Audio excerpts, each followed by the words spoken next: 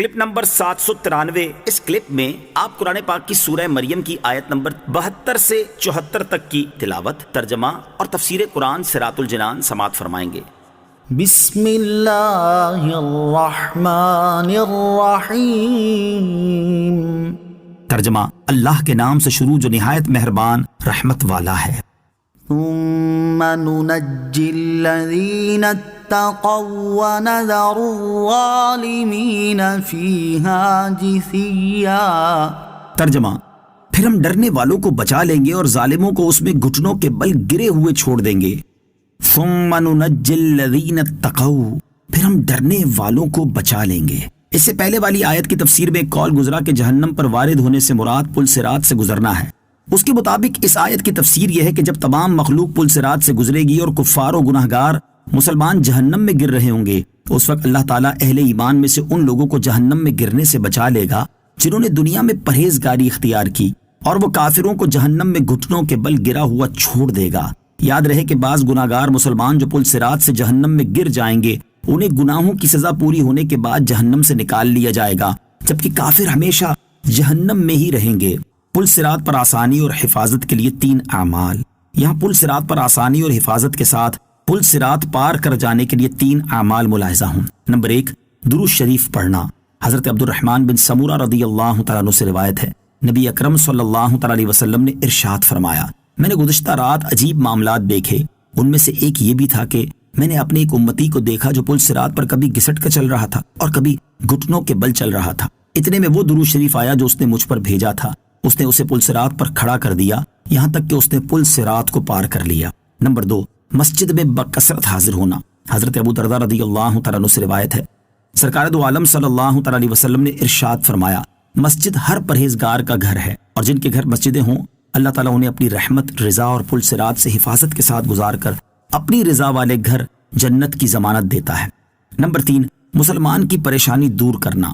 حضرت ابو ہریرہ رضی اللہ تعالیٰ عنہ سے روایت ہے، رسول کریم صلی اللہ تعالیٰ علیہ وسلم نے ارشاد فرمایا، جس نے کسی مسلمان کی ایک پریشانی دور کی تو اللہ تعالیٰ قیامت کے دن اس کے لیے پل صراط پر نور کی ایسی 2 شاخیں بنا دے گا جن کی روشنی سے اتنے عالم روشن ہوں گے جنہیں اللہ تعالیٰ کے سوا کوئی شمار نہیں کر سکتا۔ وَإِذَا تُتْلَى عَلَيْهِمْ آيَاتُنَا بَيِّنَاتٍ قَالَ الَّذِينَ كَفَرُوا لِلَّذِينَ آمَنُوا أَيُّ الْفَرِيقَيْنِ خَيْرٌ مَّقَامًا وَأَحْسَنُ نَدِيًّا۔ ترجمہ، اور جب ان کے سامنے ہماری روشن آیات کی تلاوت کی جاتی ہے تو کافر ایمان والوں سے کہتے ہیں، دونوں گروہوں میں کس کا مکان بہتر اور مجلس اچھی ہے۔ وَإِذَا تُتْلَى عَلَيْهِمْ آيَاتُنَا بَيِّنَاتٍ، اور جب ان کے سامنے ہماری روشن آیات کی تلاوت کی جاتی ہے۔ نضر بن حارث وغیرہ کفار قریش جو کہ مرنے کے بعد دوبارہ زندہ کیے جانے کے منکر تھے، جب ان کے سامنے قیامت قائم ہونے اور اجسام کا حشر ہونے پر دلائل پیش کیے گئے تو انہوں نے بناؤ سنگار کر کے، بالوں میں تیل ڈال کر، کنگیاں کر کے، عمدہ لباس پہن کر اور فخر و تکبر کے ساتھ ان دلائل کے جواب میں غریب فقیر مسلمانوں سے کہا کہ اے مسلمانوں، تم اپنی معاشی حالت پر غور کرو اور ہماری معاشی حالت دیکھو۔ ہم اعلیٰ قسم کی رہائش گاہوں میں رہتے ہیں، اعلیٰ قسم کے لباس پہنتے ہیں، اعلیٰ قسم کا کھانا کھاتے ہیں، اور ہماری محفلیں بھی تمہاری محفلوں سے زیادہ بارونق ہے، اور تمہارا حال ہم سے انتہائی برعکس ہے۔ اس سے تم سمجھ جاؤ کہ اگر ہم باطل پر ہوتے تو ہمارا حال بدتر اور تمہارا حال ہم سے بہتر ہوتا۔ یاد رہے کہ اس آیت کا مدعا یہ ہے کہ جب آیات نازل کی جاتی ہیں اور دلائل و براہین پیش کیے جاتے ہیں تو کفار ان میں غور و فکر کرتے ہیں اور نہ ان سے فائدہ اٹھاتے ہیں، اور اس کی بجائے وہ مال و دولت اور لباس و مکان پر فخر و تکبر کرتے ہیں۔ دنیاوی ترقی کو اخروی بہتری کی دلیل بنانا درست نہیں۔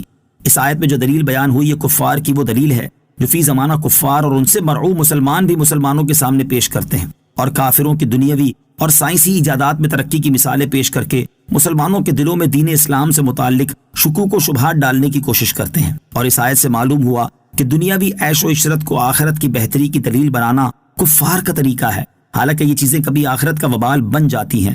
اللہ تعالیٰ ایسے لوگوں کو عقل سلیم عطا فرمائے اور انہیں اپنی حقیقی بہتری کو پہچاننے کی توفیق نصیب کرے، آمین۔ وَكَمْ أَهْلَكْنَا قَبْلَهُم مِّن قَرْنٍ هُمْ أَحْسَنُ أَثَاثًا وَرِئْيًا۔ ترجمہ، اور ہم نے ان سے پہلے کتنی قومیں ہلاک کر دی جو ساز و سامان میں اور دکھائی دینے میں ان سے زیادہ اچھے تھے. وَكَمْ أَهْلَكْنَا قَبْلَهُمْ مِنْ قَرْنٍ، اور ہم نے ان سے پہلے کتنی قومیں ہلاک کر دی. اس آیت میں اللہ تعالیٰ نے ان کافروں کا رد کرتے ہوئے ارشاد فرمایا کہ دنیاوی مال و دولت یا عزت و شہرت ہونا کسی کے حق پر ہونے کی کوئی دلیل نہیں.